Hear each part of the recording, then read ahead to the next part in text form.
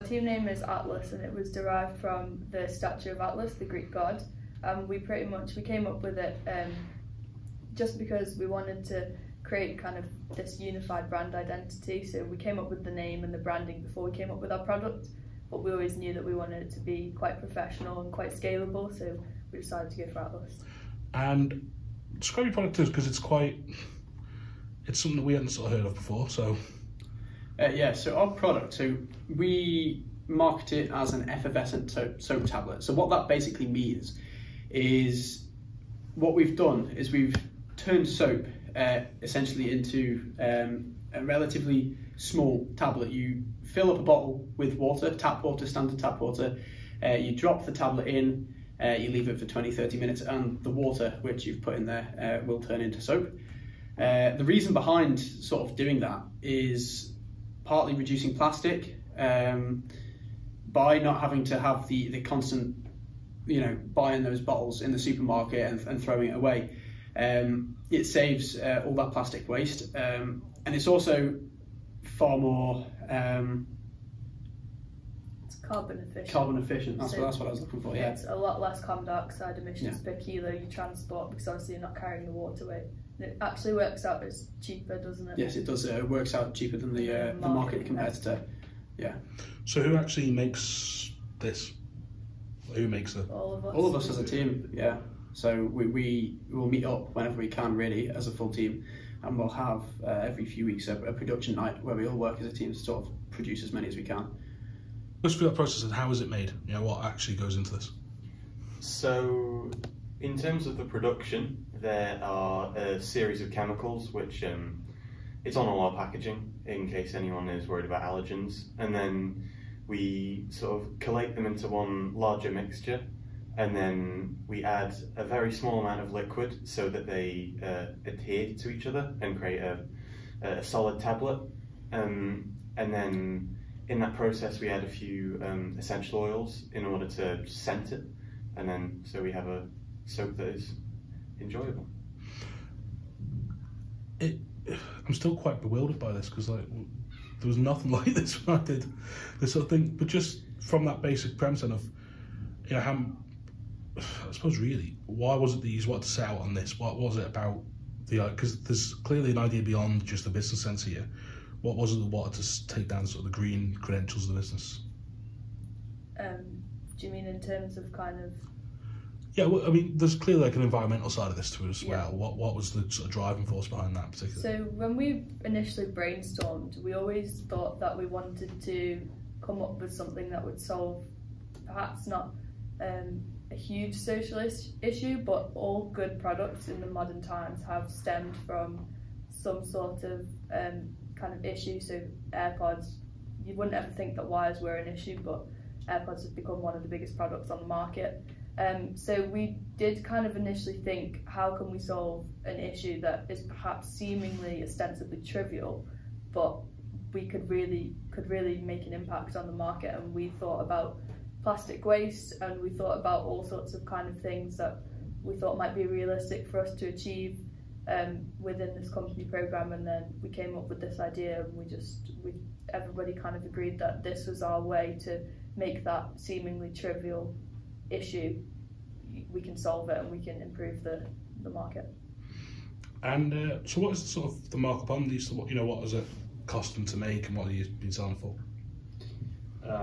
So we have made a few alterations since we competed in the Isle of Man competition, but at the moment it's looking, I guess the bundles probably like £4 top to make, and the refills are £2 to make. In terms of other groups, then, what were the other ideas that came? What were the other groups that came across from your school? This year there was actually a big focus on environmental sustainability. Dan, do you want to? I think the standard was definitely very high this year as well. It was a very competitive year. A lot of great products came about. In the end, there was not one team that deserved to win. Yeah, there was definitely a lot of kind of, again, a lot of teams had focused on solving social issues. So what were some of the products? There was some people made tote bags out of charity shop clothes. Yeah, There was old second-hand clothes. There was a team who did toothbrushes that you could detach the bristles rather than throw away the whole toothbrush. There was a team who developed can lids. can lids, yeah, for so that you wouldn't have to kind of throw your can away, you could reuse it. There was a lot of focus on solving social issues, and there was a team as well who did an app for students, like a planner app, I think it was. So everybody really did do an amazing job this year. Absolutely. What was the one idea that you sort of looked at and went, oh, that's good actually? Because there's going to be one that sort of must have stood out for yourself. There was a lot of them. There was nobody could have called it on the night of the award. The award tonight was a very tense moment. It was yeah. Nobody Completely knew unpredictable. There were so many brilliant teams.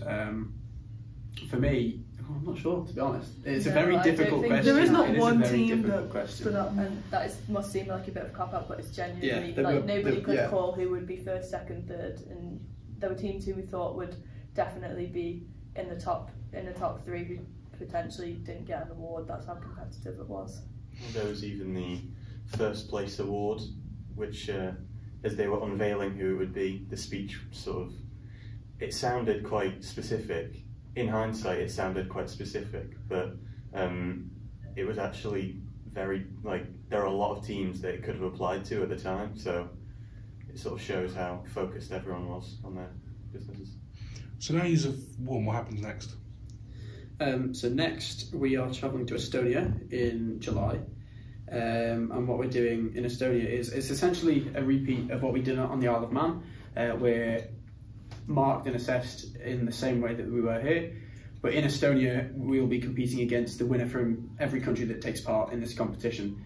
So naturally you'll have Estonia, Germany, France, UK. the UK. So all these different countries have one team which I'll be sending, and then we repeat the whole process over 2 days, is it? I think? 3 days. 3 days. 3 days. 3 days. Anybody's ever been to Estonia before? No. Know anything about Estonia?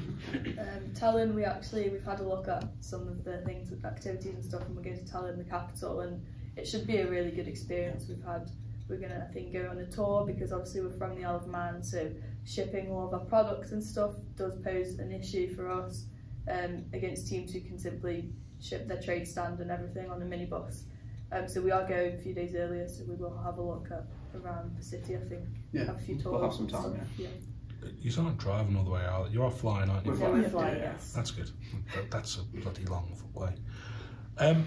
So just on that though, in terms of what, when you're there, so you do 2-day exhibitions and sort of thing, how does that work? What?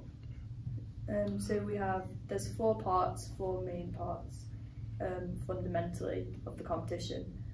One is being the business report, which we submit in advance of the competition. One being the panel interview, which is where we sit down with a panel of judges and they grill us based on our report. That is taking place over Zoom this year, I believe. Yeah, so we're doing that part on Ireland before we travel across. And then when we go over, it'll be 1 day at the trade stand selling our product, and there'll be an interview at the trade stand as well. There's also the presentation. The presentation, so we have to so everyone will be presenting to all the other teams and the judges as well. So just in terms of when you're out there, if you do win, what's up for grabs here besides the officers flying Manx flag above everybody else? You go, ha, we won. Well, we get a scholarship for a year at an Estonian business school, and then the bragging rights.